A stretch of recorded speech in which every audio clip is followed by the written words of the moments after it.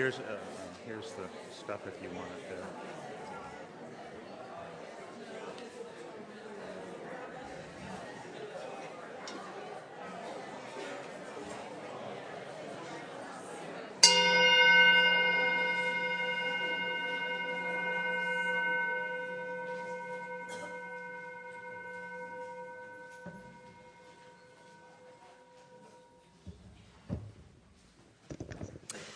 Good morning, everybody, and welcome to the Unitarian Universalist Congregation of Greater Naples.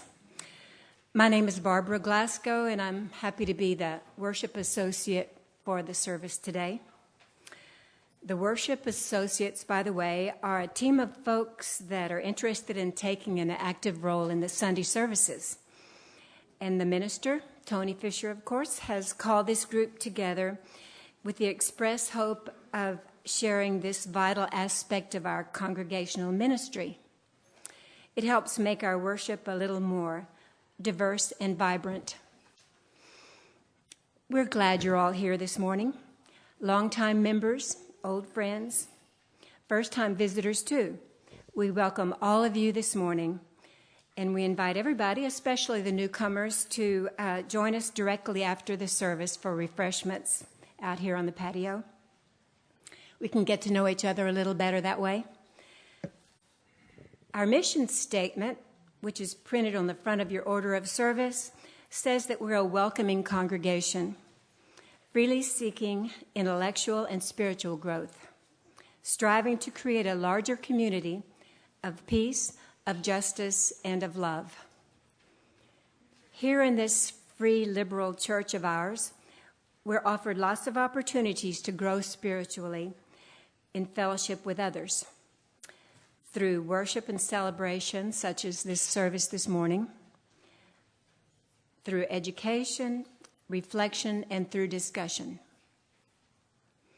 Be sure to take a look at the Sunday news, the blue paper in your order of service, to see the activities coming up. And as we begin our service, please silence your phones. We also have hearing devices available, and if there's anybody here who doesn't know about that and would like to try it, raise your hand, and one of the ushers, that would be Bob or Martha, will be happy to come help you out.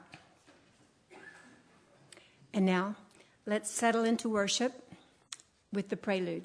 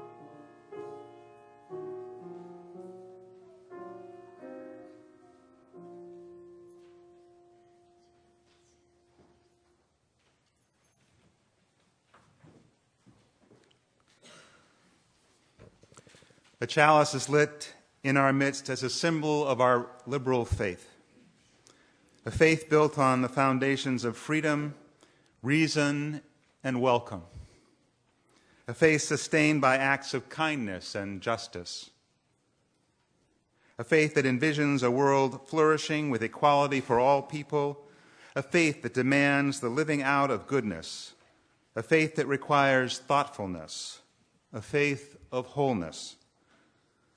This tiny flame that John just kindled represents the spark of all these things within each one of us. And as Aubrey lights the children's chalice from that flame, let us join together in the response printed in your order of service. In the light of truth, the warmth of community, and the fire of commitment, we gather this day. May the flame we now kindle be to us a symbol of the unity we seek. And let's rise in body or spirit and join together in singing hymn number 360 in the Gray Hymnals, Here We Have Gathered.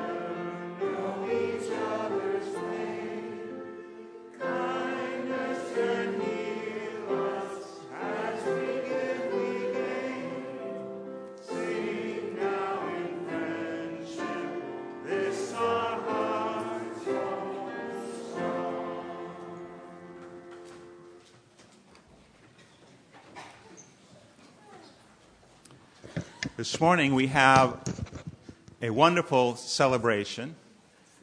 In our church, we are very thoughtful about welcoming and celebrating all the important events that happen. And this morning, the children that have been spending time on Sunday mornings in the playroom are bridging to be members of the Chalice Children classroom. It's a very big moment for everyone. And Heather will lead us through this. I'll call all the other children and youth to come on up front, so you can be here right up front. There's some seats. We have carpets in here. We found a little hiding spot for them. Anyone who wants them, we have stools.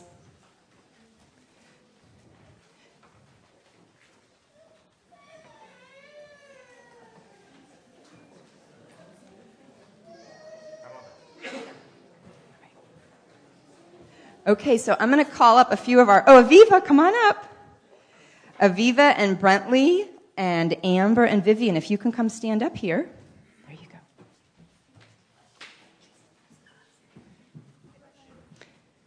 So I'm going to talk to you for just a couple minutes. Today, we're honoring you as you take your next step in your journey into the Chalice Children classroom. You have been with Miss Leticia, some of you, since you were almost born. And you've had fun, you've made friends, and you've explored. Yes, but you are almost 4. So thank you to Miss Leticia. Miss Leticia, if you can step forward, we'd like to thank you for taking such good care of our young ones. So today we celebrate you as you take your next step. In the Chalice class, you're still going to have fun, you're still going to make friends, and you're still going to explore. But you're going to learn about some new things, like our 7 promises or principles. I know. When you walk across this bridge, you're going to see the colors and the words. Do you see those? Underneath your feet. And those things represent the 7 promises that we make to each other about how we'll treat each other. And this year in our classes, all of us are going to be exploring those 7 principles. And the one that we start with, does anyone remember? I'll give you a hint. I'm wearing the color red. What promise goes with red? Does anyone know? Then orange. Red is respect all beings, or, as some people know it, the inherent worth and dignity of every person.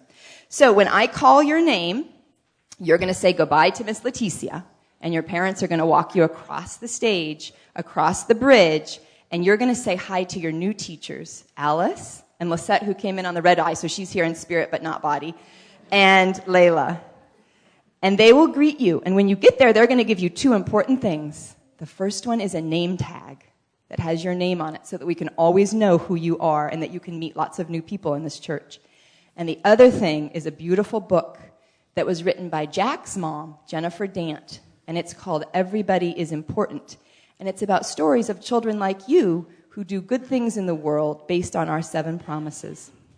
And so now, may you always remember, as you walk across the bridge, how to be kind and accepting in your exploration and search for truth and meaning. And now Brentley's going to take Mom's hand and walk across the bridge.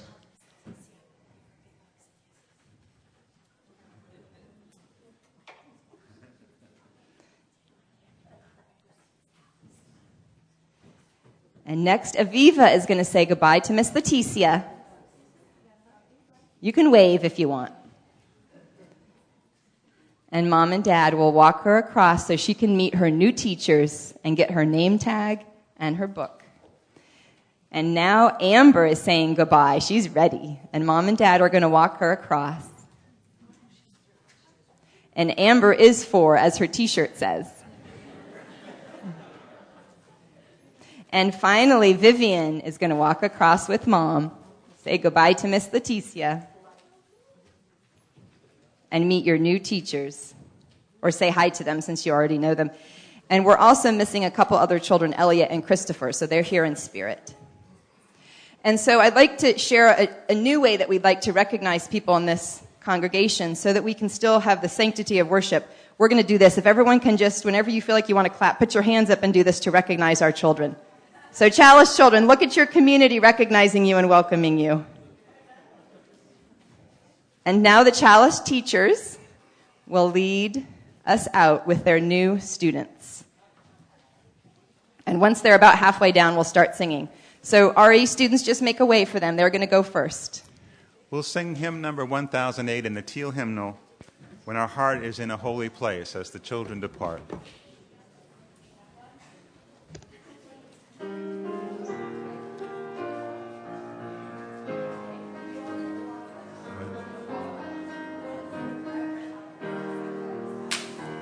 When our heart is in a holy place,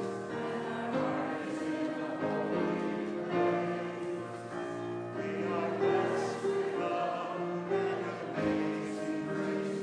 When our heart is in a holy place,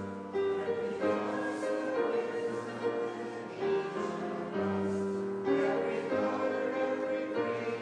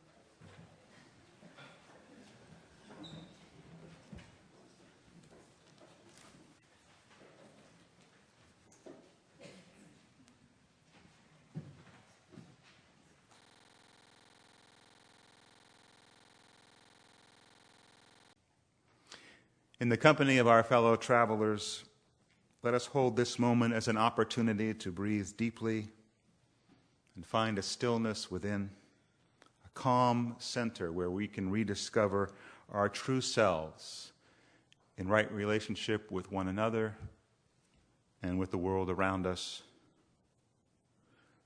Let's take a minute in silence, followed by our musical meditation.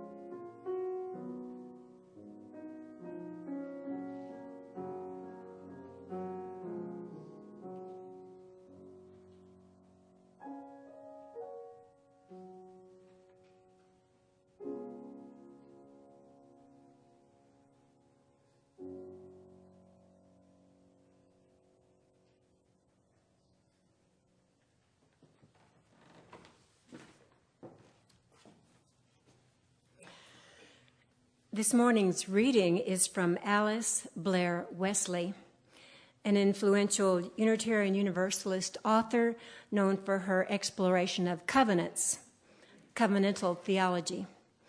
In 2000 and 2001, Wesley delivered a series of 6 lectures on covenants. She was the selected speaker for the men's lectures, that's MINNS, the men's lectures.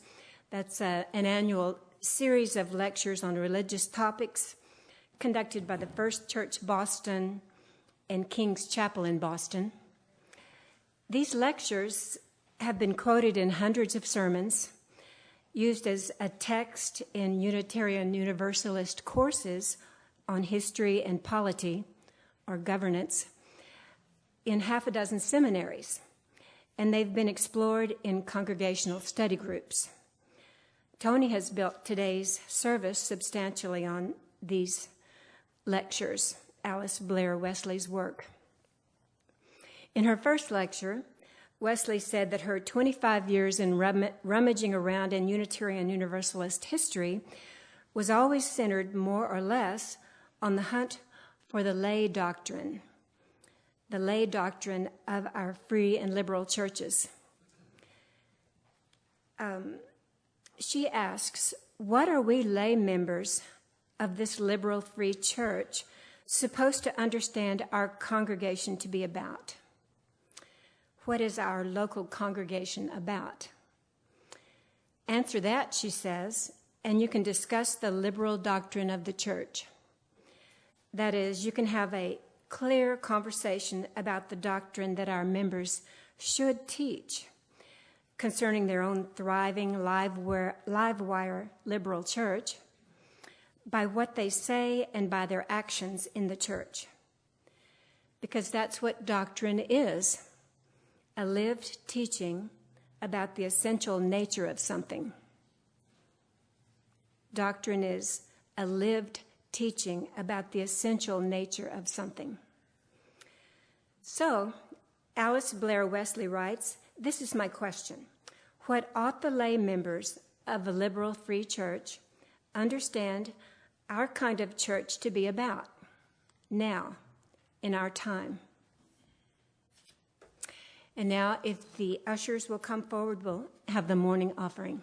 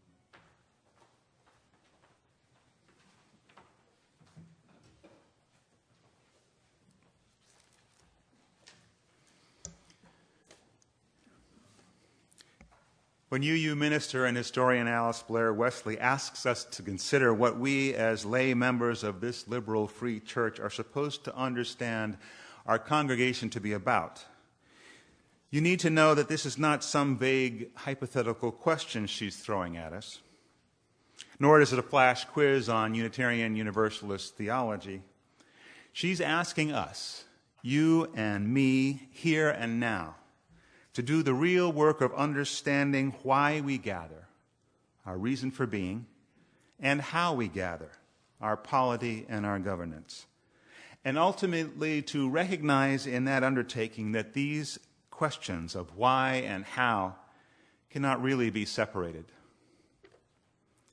In the UU orientation sessions that we regularly offer here, and sometimes in the course of my sermons, I have often referred to New England Puritanism as the ground from which flowered both Unitarian and Universalist thought in the late 18th and early 19th centuries. And while both denominations separated from the Puritans on points of theology and slowly continue to evolve away from the strictly Christian beliefs of those Protestant reformers. Their covenantal theology remains the Puritans' greatest legacy to our movement. And it is this story I want to tell this morning as we continue our month-long exploration into the idea of covenant and face the responsibility of answering the question, what are we about? It's a story that's become a lot more personal in the last few weeks as I happily reconnected with Alice Blair Wesley's wonderful men's lectures, which were titled The Lay and Liberal Doctrine of the Church, the Spirit and Promise of Our Covenant. As Barbara said, this sermon borrows and quotes significantly from her work.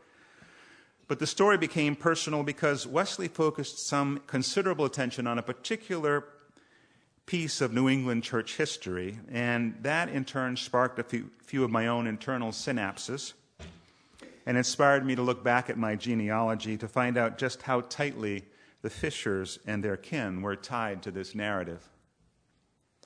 The parish records of Silham, Suffolk County, England, indicate that my namesake, Anthony Fisher, was baptized there on or about the 23rd of April, 1591.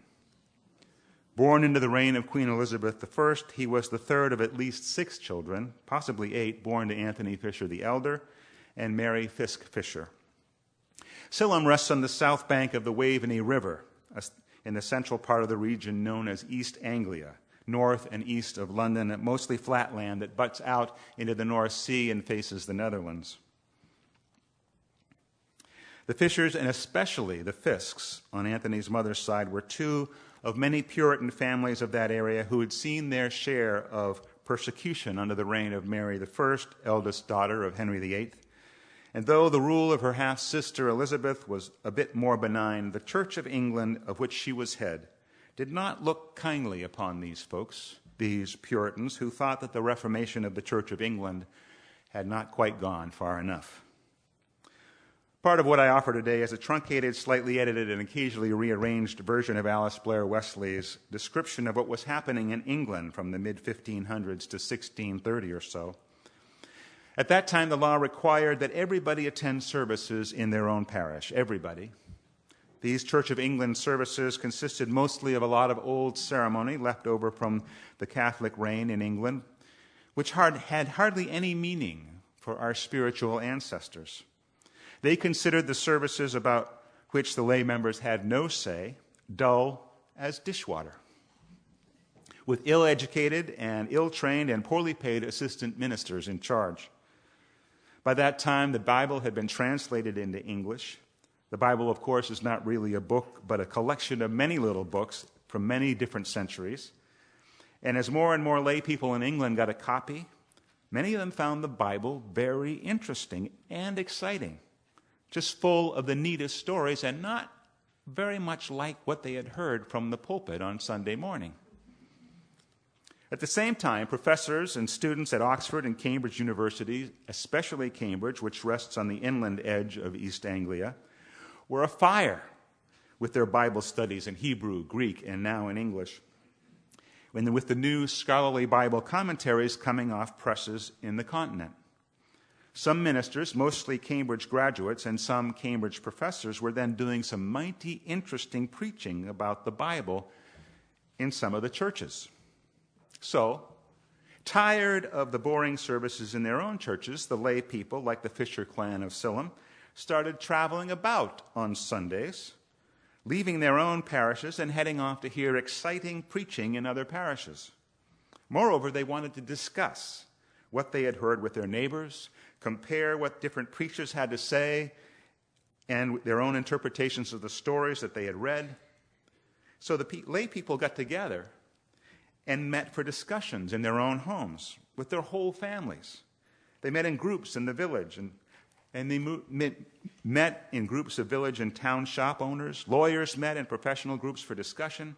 Sometimes the lay people even arranged regional meetings for folks in several parishes to get together and discuss the sermons.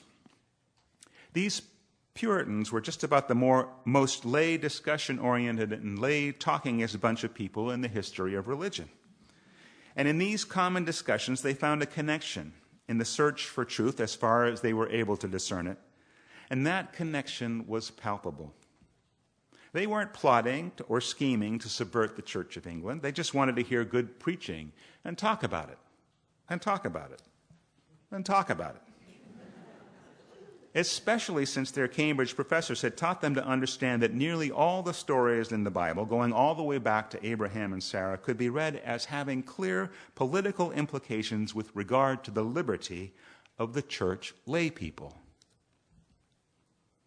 Well, as you might guess, the bishops of the Church of England didn't take too kindly to this traveling and this conversation, so they ordered the lay people to cease and desist, to stay home where they belonged.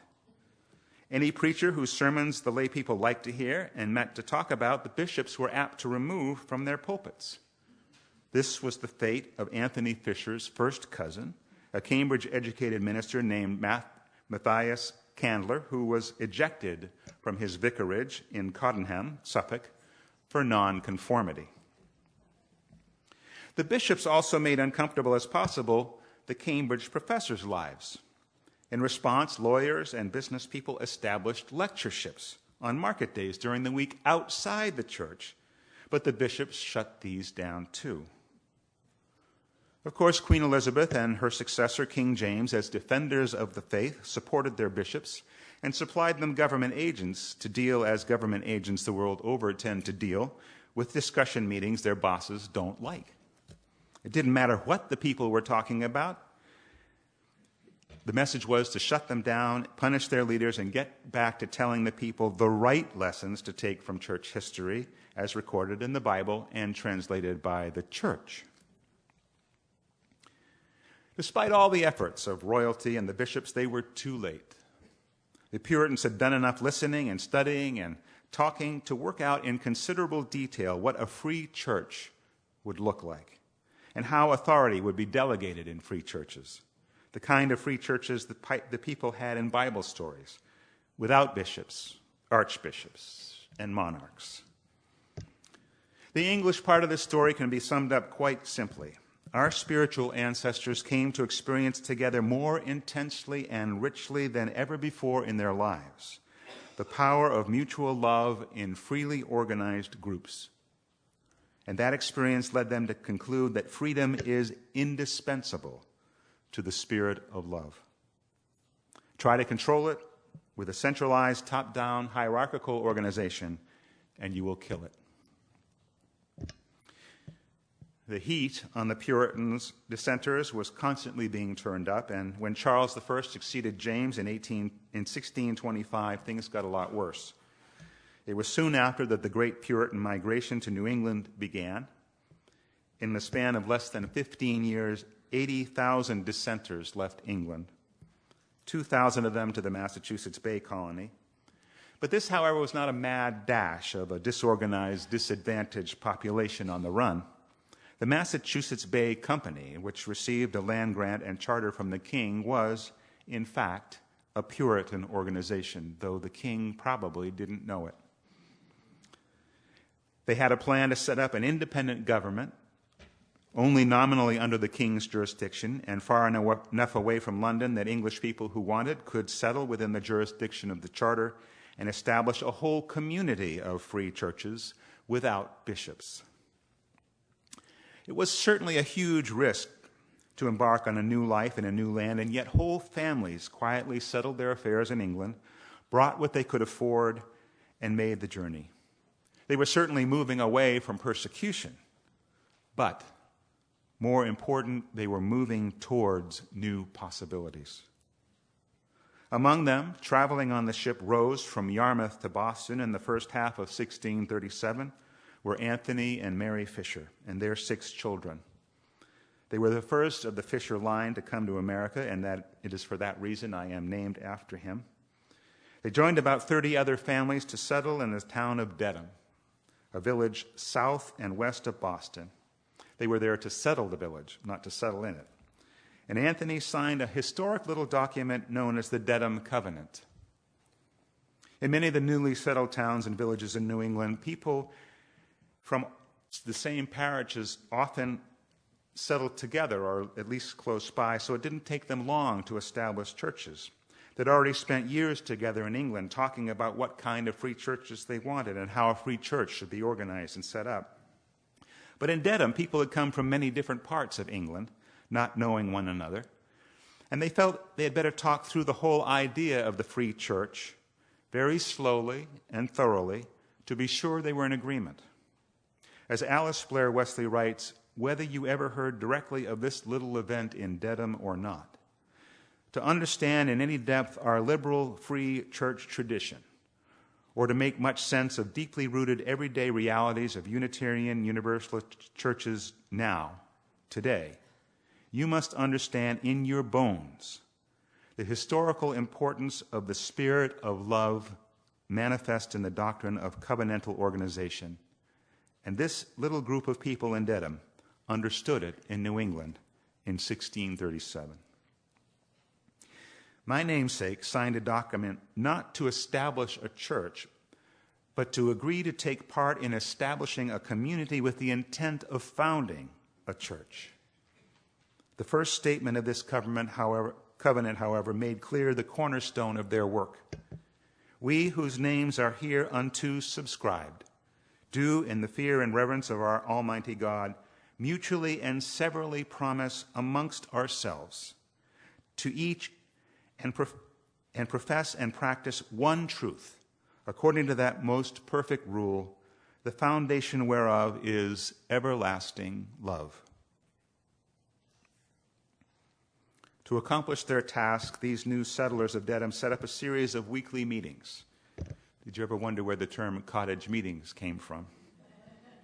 Their aim was, I quote, lovingly to discourse and consult together and prepare for spiritual communion in a church society that we might be further acquainted with the tempers and gifts of one another. Meetings were held every Thursday at several houses in order, in rotation. Anybody in town who wanted was welcome to attend. John Allen, the Fishers' next-door neighbor, kept the notes, which now constitute the first 24 pages of Book 1 of the Dedham First Church records. Much as we do when we start a series of meetings, they established a covenant, agreeing on the tenor of how these meetings would be run. One of the points of this covenant was that they would converse, so it were, humbly and with a teachable heart, not with any mind of cavilling or contradicting. I had to look up cavilling. It means to make petty or unnecessary objections. They were people of the book, the Bible. But they didn't begin to talk about a church by talking about the Bible. By way of laying a basis for discussions of the church, they began by addressing a question of common sense or natural law, knowing that there could be no peaceably functioning free church if it wasn't set within a larger society wherein concerns for justice, peace, and reasonable laws could be freely and effectively voiced. They took the time to talk specifically about what a healthy, free society would look like. And here Wesley points out they made an assumption that wasn't clearly stated in the record, but critical as we seek to understand their legacy to us. These New Englanders assumed that the strongest, maybe not the only, but the strongest, clearest, most authentic voice in their whole society for justice, peace, and reasonable laws would come from the free church once it was established. They had a series of questions they wanted to discuss. First and foremost, they wanted to know if together they were qualified to undertake this endeavor. After much discussion, they discovered the answer was yes, as long as they walked humbly in the spirit of love. Next, they wondered if perhaps these cottage meetings were enough. Maybe they didn't need a church. And their answer was no. The house meetings were too casual. They ultimately felt that if they really wanted to live in the ways of their deepest love, they must intentionally form a much deeper community of love. And two, they believed the wider community needed an example of how a dedicated community of love could make a difference, not only for the lives of its members, but for others impacted by their work. After more than a year of weekly meetings, the lay people of Dedham concluded that members of their new free congregation should be joined in a covenant of loyalty to the Spirit of love. And once, by their own hand, they had put their names on that covenant, their loyalties in the church should be only to the Spirit of love working in their own hearts and minds. There was no creed. Wesley points to 8 characteristics of the free and liberal church that the Puritan settlers got right, noting that there were a number of things that they didn't get quite right. But these characteristics that are very much in tune with the other newly established congregations in the Massachusetts Bay Colony are very much in tune with what we think today. Right at the heart of a free church, number 1, must be the spirit of love. The free church is a group of people who want the spirit of love to reign in their lives. To quote the Dedham Church record, the desire for a further and nearer union and communion of love, they conceive to be the one good reason that they would found a church or for joining one already founded. The one good reason for founding a church. And it still is. The free church is, number 2, the free church is entirely self-governing, free from any outside control whatsoever. 3, loyalty to the spirit of love simultaneously commits members of the free church to the best understanding of truth we can attain, and that means the use of reason.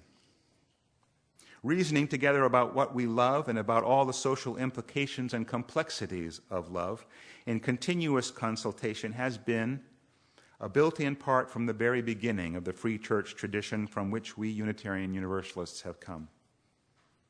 Membership, number 5, in the free church is open to individuals willing to sign a covenant or promise to be together insofar as they are able to be a beloved community. 6, the free church is an organized, not an organic group. You're not a member just because you happen to be born in the parish and your parents brought you up in the church. No. The covenanted free church is an organization you must freely choose, individually, to join. 7, the great importance given in the earliest thinking of our New England beginnings to natural law. That is, to thinking about insofar as we are able, with what faithfulness to the ways of love means to the whole human race and the world. And 8, finally, when you sign the membership book of a covenanted free church, you are not signing any list of propositions, such as make up a creed. To join a free church is to sign a promise that may sound simple. It should sound simple, but which, if you keep covenant, brings you into intimate companionship with others who have promised to live with all the integrity you and they together can muster. The people of Dedham exhibited an extraordinary degree of intention in forming their congregation, not taking lightly any of the language they used. My ancestor took an active role in these deliberations, and the record shows he was on the committee chosen to construct the fabric of a meeting house to be in length 36 feet by 20 feet in breadth. And though Mary joined the church relatively quickly, Anthony, my namesake, was not comfortably received into ye church on account of his proud and haughty spirit until March of 1645. Humility was, it seems, a key element of practicing the one truth whose foundation is love. The full expression of why and how the free church is gathered will vary in degrees from congregation to congregation. But if together the combined whys and wherefores are not bound together in the spirit of love, they will not hold. The Puritans learned the hard way that freedom is indispensable to the spirit of love. And they showed through their words and deed that love is indispensable to the true spirit of freedom. And so did they covenant. May it be so for us.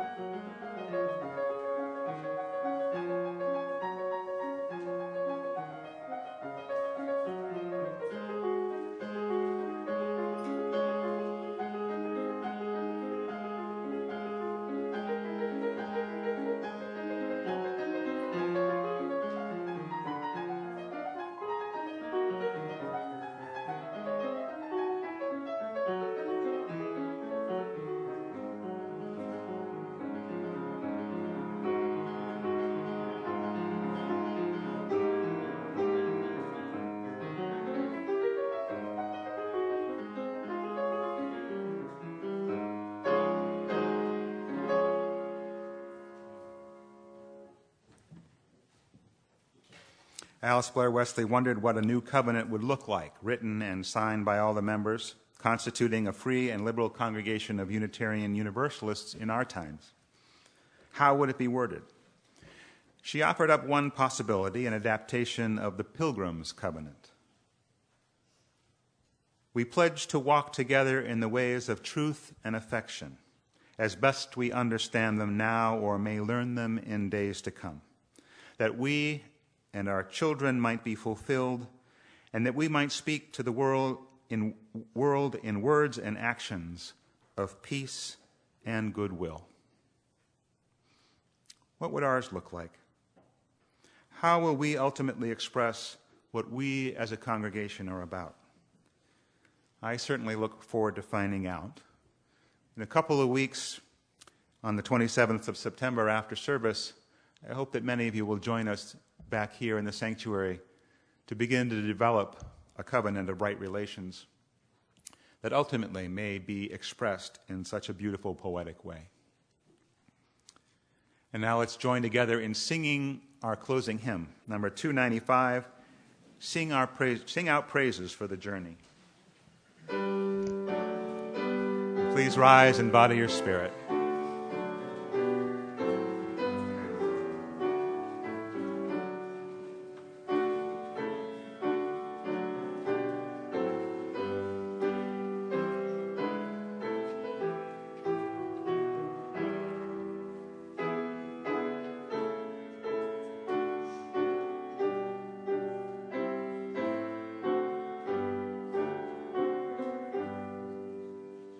Sing out praise.